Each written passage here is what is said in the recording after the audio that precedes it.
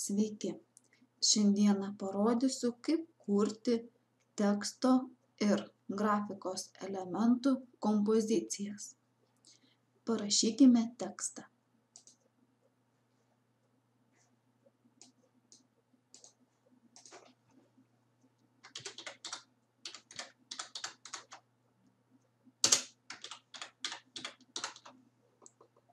Padidinkime tekstą, paspauskime Ctrl klavišą.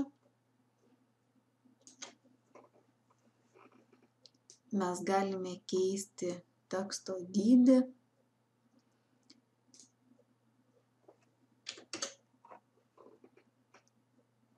Galime pasirinkti šriftą.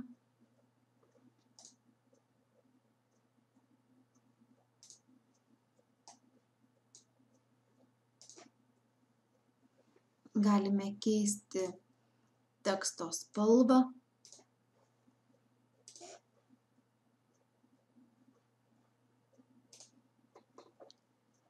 Taip pat mes tekstą galime sukti. Dabar patvirtinkime. Tam rinktumėmės komandą Edit, pavyzdžiui, Free Transform. Galime tekstą sukti.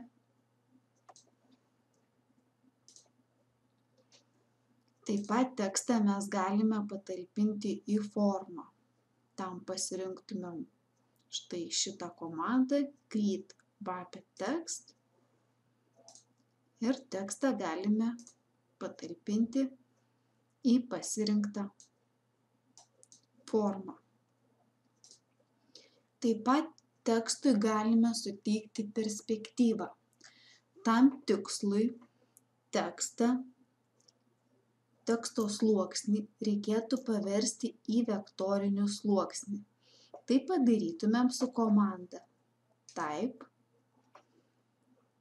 Convert to Shape. Tuomet Edit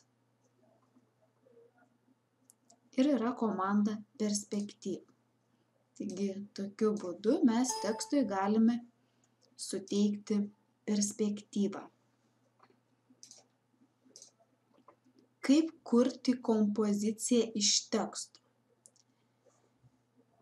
Tam tikslui mes vėlgi turime teksto sluoksnį paversti į formos arba vektorinį sluoksnį.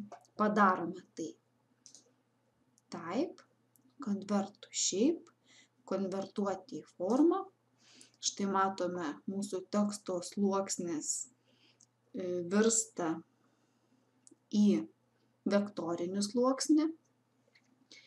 Dabar mes galime visą tekstą nešioti, arba jeigu norime tik tais apatinį žodį perkelti, tam tikslui naudojame štai šitą įrankį, Path Selection Tool, kontūro žymėjimo įrankis. Ir štai pažymėję apatinį žodį, mes jį galime perkelti. Tose vietose, kur tekstas persidengia, norime gauti per matomą vietą.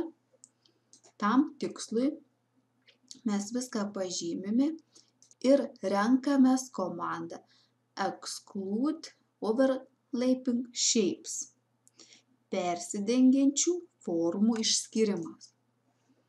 Štai matome tos vietos, kurios persidengia, jos yra permatomos. Kai mes teksto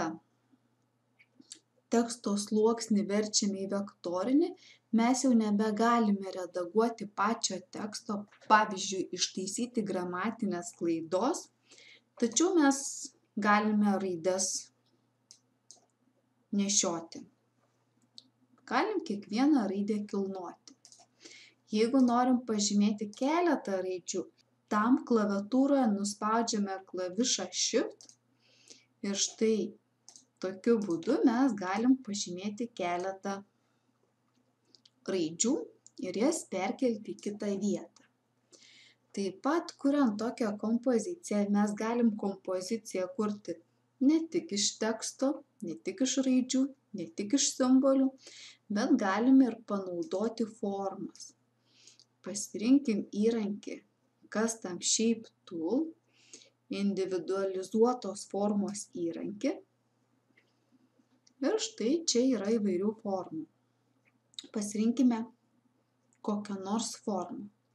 Prieš renkantis formą, jeigu norim, kad jinai būtų tame pačiame sluoksnyje ir jinai kontaktuotų su raidėmis, mes būtinai turim būti pažymėję štai šitą vektorinį sluoksnį ir taip pat turime pasirinkti štai šią komandą Exclude Overlapping Shapes. Persidengiančių formų išskyrimas. Imame formą ir tą formą nubrėžiame. Štai.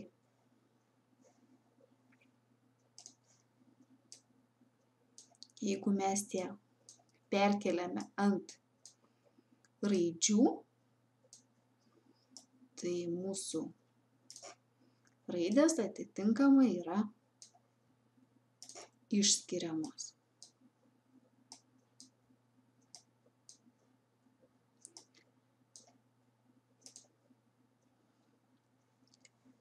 Štai šitokiam objektui, lygiai taip pat kaip ir tekstui, mes galime taikyti sluoksnių efektus. Tam tikslui mes spaudžiame ant sluoksnio dešinį pelės klavišą ir renkamės komandą Blending Options. Ir galime pritaikyti kokį nors stilių.